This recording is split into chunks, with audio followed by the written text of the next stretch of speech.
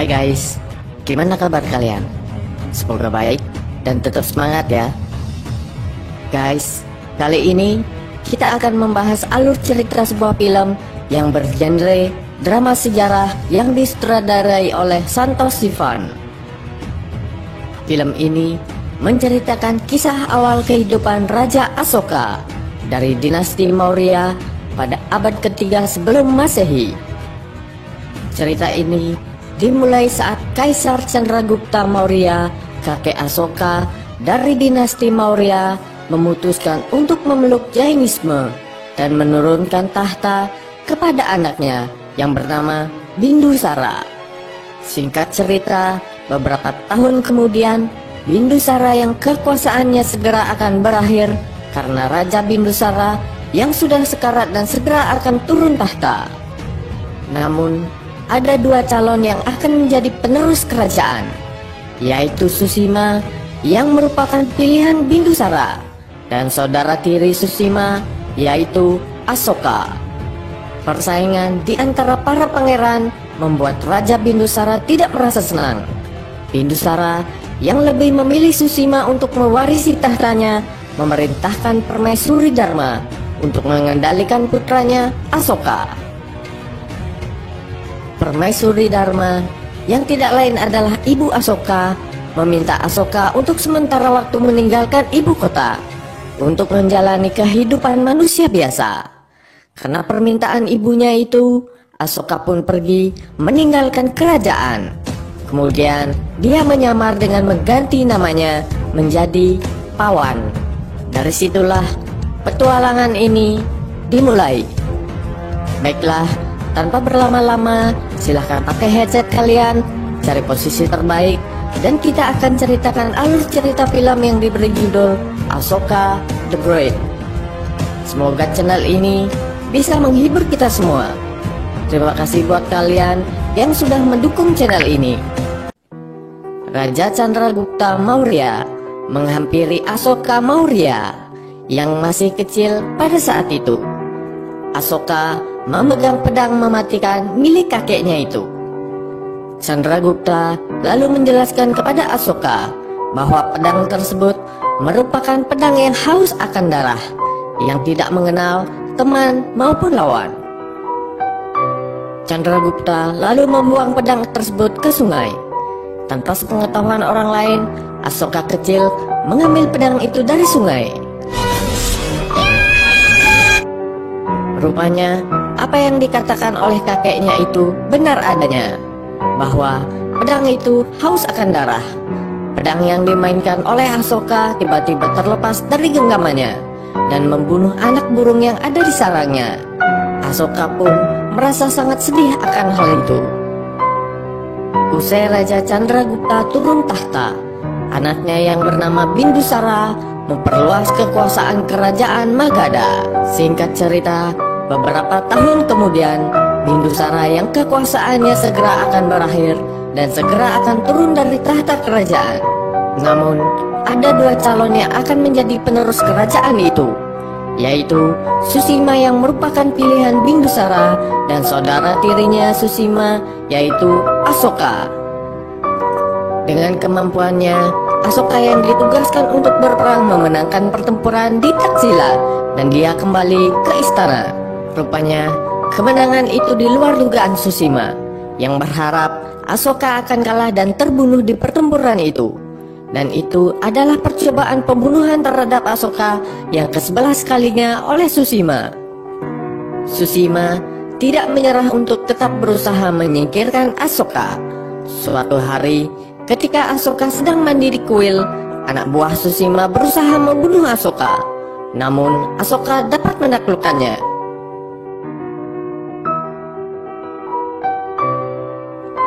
Suatu hari, ibu Asoka tidak ingin berbicara dengan Asoka sampai permintaannya terpenuhi agar Asoka meninggalkan Magadha dan menjalani kehidupan yang biasa, dan tidak ada yang boleh mengetahui kalau dirinya adalah Pangeran Asoka. Rupanya ibunya mendapat tekanan dari Susima dan Bindusara, serta demi melindungi Asoka. Asoka yang sangat menghormati dan menyayangi ibunya itu menuruti permintaan ibunya. Dia pun pergi meninggalkan Magadha. Dalam menjalani kehidupannya sebagai orang biasa, Asoka menggunakan nama samaran, yaitu Pawan. Saat perjalanannya sebagai manusia biasa, dia bertemu dengan seorang biksu. Dan biksu itu berkata kalau Pawan bukanlah orang biasa, dan mengatakan baginya menjadi raja adalah biasa. Takdir Pawan melampaui takdir seorang raja. Dan akhirnya dia pun sampai di perbatasan Kalingga. Pawan berbaur dengan penduduk di sana, dan nasib baik pun menghampirinya. Tanpa sengaja, Pawan bertemu dengan seorang perempuan yang paling cantik di kampung itu. Dan seperti biasa, seperti film Bollywood yang lainnya, pertemuan itu diselingi goyang India. Tapi saat itu Pawan belum mengetahui nama gadis itu.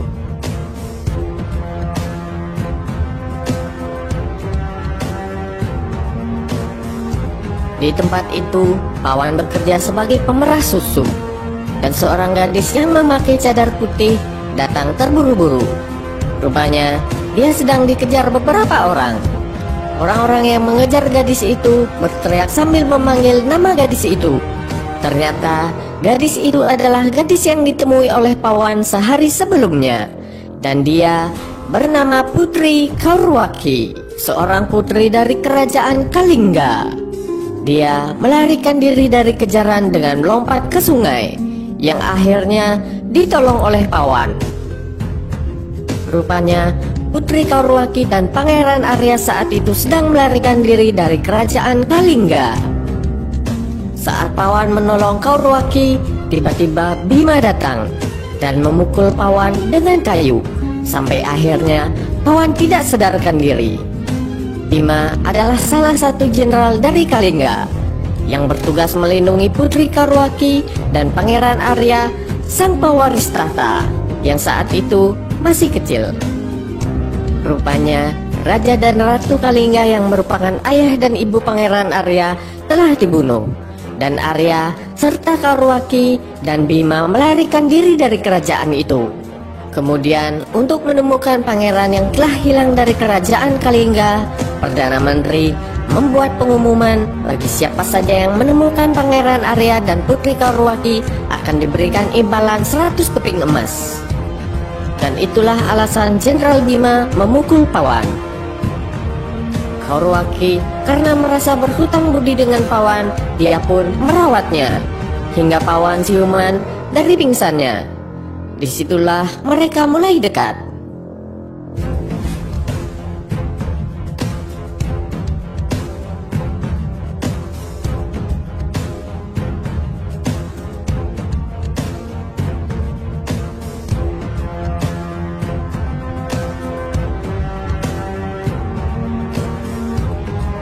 Di lain hari, Arya dan Kaurwaki dihadang oleh beberapa pria yang ingin membunuh mereka. Pawan pun datang dan melindungi mereka berdua dan berhasil membunuh beberapa dari penyerang itu. Saat itu, Arya, Kaurwaki, dan Bima dalam perjalanan menuju Kalingga. Pawan ikut dengan mereka. Mungkin inilah yang disebut sambil menyelam minum air. Kaurwaki yang melihat kemampuan Pawan tertarik untuk belajar cara menggunakan pedang, dan Pawan pun mengajarkannya untuk menggunakan pedang.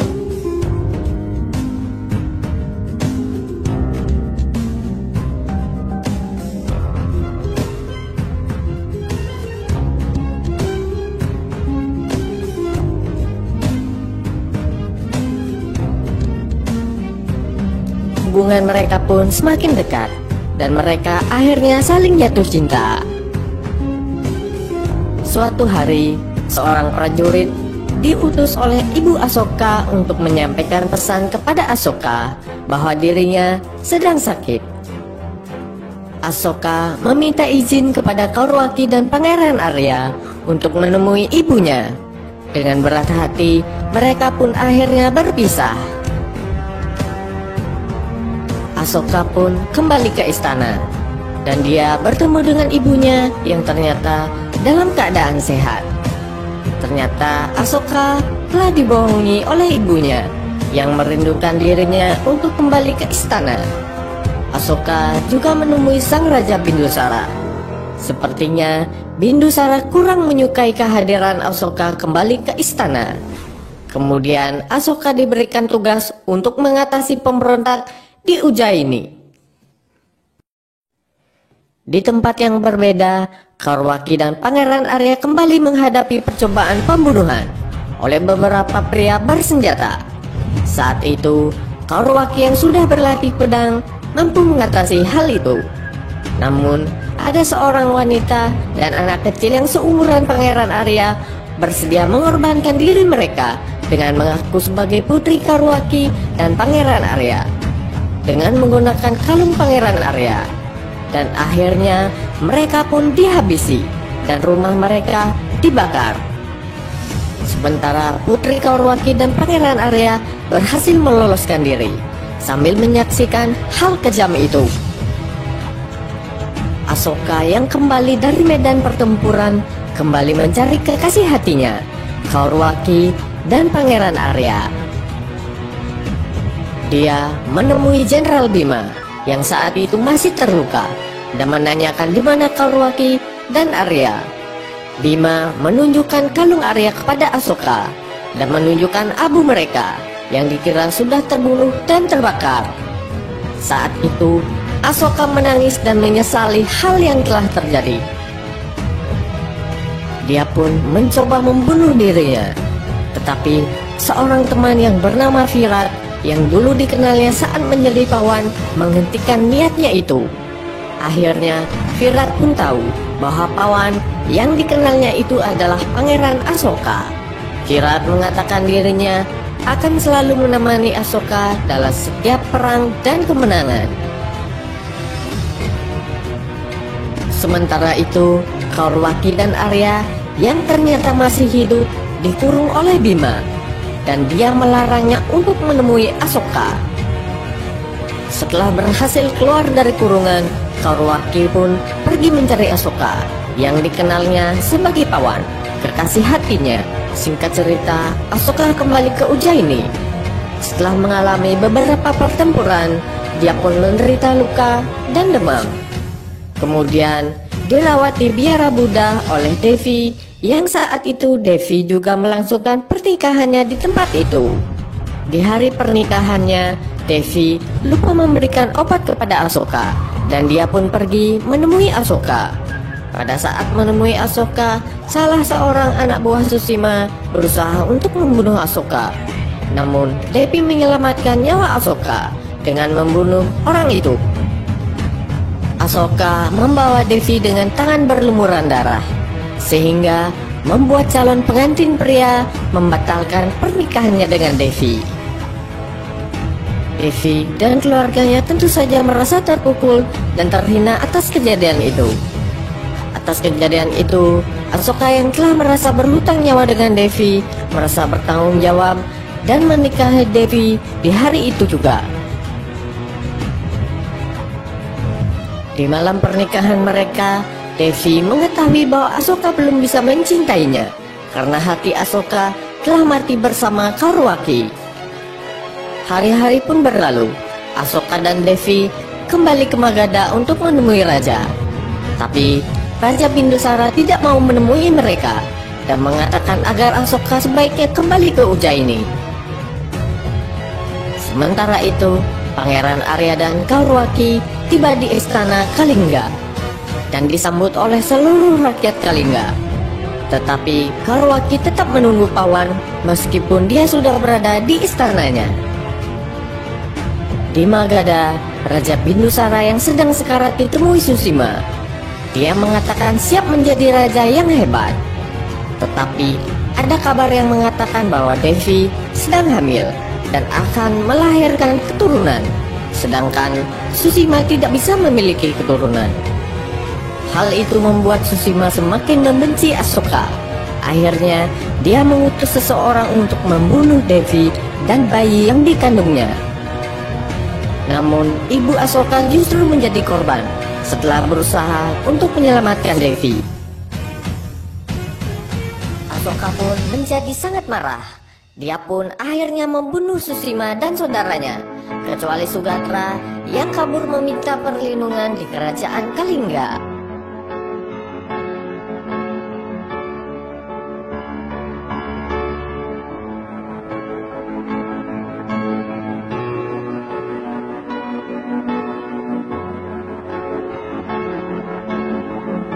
Dengan kematian Susima, Asoka pun menjadi raja. Dia pun semakin hilang kendali dan semakin gila perang. Dia akan melakukan apa saja untuk memenangkan peperangan. Atas kekejaman Asoka itu, Jenderal Bima dari kerajaan Kalingga menyerang kamp pasukan Magadha dan berhasil membunuh beberapa pasukan Magadha. Kemudian Jenderal Bima mencari Raja Asoka dan mencoba untuk membunuhnya. Tetapi usaha itu berhasil digagalkan oleh prajurit Magadha. Jenderal Bima yang saat itu sedang terluka berhasil kabur kembali ke Kalingga. Sementara Sugatra yang ikut dalam upaya itu tertinggal di Magadha dan berhadapan langsung dengan Asoka. Tentu saja Asoka bukan tandingan Sugatra, dan Sugatra pun tewas saat itu. Jenderal Bima sesampainya di Kalingga juga akhirnya tewas akibat luka-luka yang dideritanya. Kematian Jenderal Bima membuat api perjuangan rakyat Kalingga semakin berkobar. Mereka pun menyiapkan pertempuran habis-habisan. Sementara itu, Asoka yang terbakar api amarah setelah percobaan pembunuhan terhadap dirinya gagal, dia pun akan menyerang Kalingga.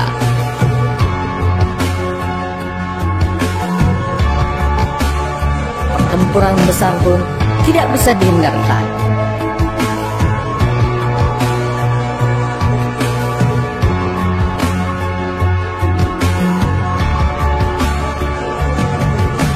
Kaurwaki menjadi pemimpin perang menggantikan Bima. Dalam pertempuran itu, Kaurwaki sangat terkejut saat melihat Asoka di hadapannya. Lawan yang selama ini dia cintai rupanya adalah Raja Asoka. Asoka yang tidak mengetahui keberadaan Kaurwaki, dia pun menghancurkan pasukan Kalingga. Malam harinya, setelah Asoka merasa telah memenangkan peperangan, dia pun bertemu dengan kudanya, yang merupakan kuda yang diberikan untuk Kaurwaki. Asoka dengan tertati-tati mencari keberadaan Kaurwaki. Asoka pun menemui Kaurwaki yang saat itu dalam kondisi terluka. Kaurwaki meminta agar Asoka membunuhnya juga. Asoka merasa sangat bersalah. Dia meminta maaf kepada Kaurwaki. Tidak lama kemudian, Pangeran Arya datang dengan busur panah yang masih tertancap di tubuhnya. Pangeran Arya pun tidak mampu bertahan dan akhirnya meninggal. Dan Asoka pun sangat menyesali perbuatannya. Setelah kejadian itu, Asoka lalu membuang pedang mengerikannya ke sungai, seperti apa yang dilakukan oleh kakeknya dahulu. Dia kemudian mendekatkan diri dengan agama Buddha. Di narasi terakhir film ini, Asoka tidak hanya membangun kekaisaran besar, tetapi juga menyebarkan agama Buddha.